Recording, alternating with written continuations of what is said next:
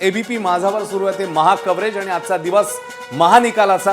कारण यंदा नगर परिषद नगरपंचायत निवडणुकांचे निकाल हे आज आपल्या हाती येणार आहेत। 8:59 झाली आहेत, अवघा 1 तास उरलेला आहे आणि हे निकाल आता यायला सुरुवात होती।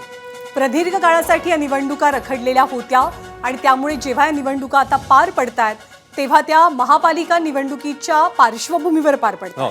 राज्यातली समीकरणं सुद्धा राजकीय समीकरणं बऱ्याच अंशी बदललेली आहेत।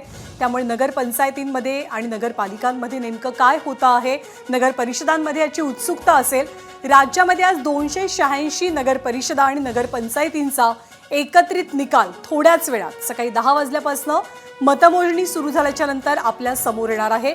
राज्यभरात पोलिसांनी अनेक ठिकाणी ठिकठिकाणी मोठा पोलीस बंदोबस्तही तैनात ठेवलेला आहे। कारण या निवडणुकांमध्ये जर का अश्विन आपण पाहिलं तर बऱ्याच ठिकाणी वादावादी, हाणामारी, गोळीबार यासारखे सुद्धा प्रकार घडले।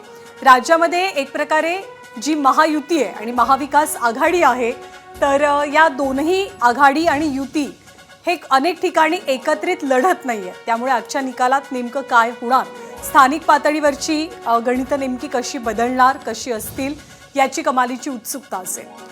आणि 3 ठिकाणी यंदा आतापर्यंत बिनविरोध निवडणुका आपण झालेल्या बघतोय। त्यामुळे 3 नगराध्यक्ष जे आहेत ते ऑलरेडी ठरलेले आहेत आणि आता बघूया आपण पुढच्या तासाभरामध्ये आणखी कोणाकोणाकडे हे कौल जात आहेत। मात्र भाजपने पुन्हा एकदा विश्वास व्यक्त केलेला आहे, कारण आजच्या निकालामध्ये भारतीय जनता पक्ष हा सर्वात मोठा पक्ष असेल। महायुती 2/3 बहुमताने जिंकेल असं म्हणतात मंत्री बावनकुळे। बघूया।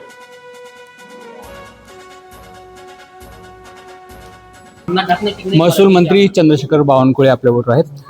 काय वाटेल आज काय निकाल आहे, म्हणजे नंबर 1 पक्ष कोणता राहील असं वाटतं? अर्थात तुम्ही तुमचं म्हणाल, पण परिस्थिती आजच्या निकालामध्ये भारतीय जनता पक्ष हा सर्वात मोठा पक्ष असेल। एकनाथजी असतील, अजितदादाजी असतील, पण महाराष्ट्रामध्ये महायुती 2/3 बहुमताने जिंकेल, 51% मतं घेऊन जिंकेल। महाराष्ट्रामध्ये महायुतीच्या बाजूने जनता आहे। माननीय मोदीचं सरकार, देवेंद्रजीचं सरकार, डबल इंजिन सरकारच महाराष्ट्राच्या विकासाकरता व्हिजन ठेवू शकतं। नगरपालिकेचा, महानगरपालिकेचा विकासाचा जो संकल्प आहे तो हे दोनच सरकार पूर्ण करू शकतात आणि त्यामुळे जनता ही महायुतीच्या बाजूने आहे।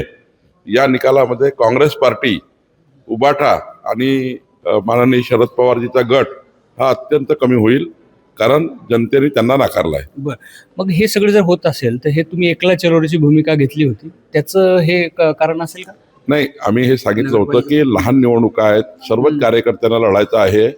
आमच्याकडलेही त्या ठिकाणी कार्यकर्ते मोठ्या प्रमाणावर अजितदादाकडे, एकनाथजीकडे आहे। छोट्या निवडणुकीमध्ये कार्यकर्त्यांना तेवढ्याच सीटमध्ये बसवणं योग्य नाही, म्हणून आम्ही बसून मित्र पक्ष लढू असा निर्णय घेतला आणि त्यानुसार आम्ही लढलेलो आहोत। याचा काही महानगरपालिकेच्या निवडणुकीवरती परिणाम होईल जर सकारात्मक रिझल्ट तुमचा मिळाला? सकारात्मक रिझल्टही आहे, महानगरपालिका येईल, जिल्हा परिषदा येतील।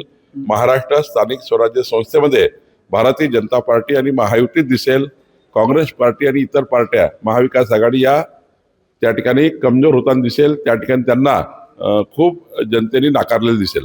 काही धाकधूक नाही तुमच्या मनामध्ये? कॉन्फिडन्स आहे, कशाला धाकधूक असतं। आम्ही चांगलं काम केलं आहे, जनतेच्या सोबत जातो आहे, जनतेकडे जातो आहे, जनतेने आम्हाला कौल देत आहे, जनतेच्या चेहऱ्यावर न कळतं कुणाला मतदान करेल। सर्व कॉन्फिडन्सने आम्ही लढलेलो आहे। कॉन्फिडन्सचे निकाल येतील, चांगले निकाल येतील आणि हे चांगले निकाल महाराष्ट्राच्या विकासाकरता महत्त्वाचे राहतील। आजच्या निकालांमध्ये भाजप हा सर्वात मोठा पक्ष असेल आणि महायुतीचा सुद्धा प्रचंड मोठा विजय होईल असा विश्वास चंद्रशेखर बावनकुळे व्यक्त करतात। एबीपी माझा, उघडा डोळे बघा नीट।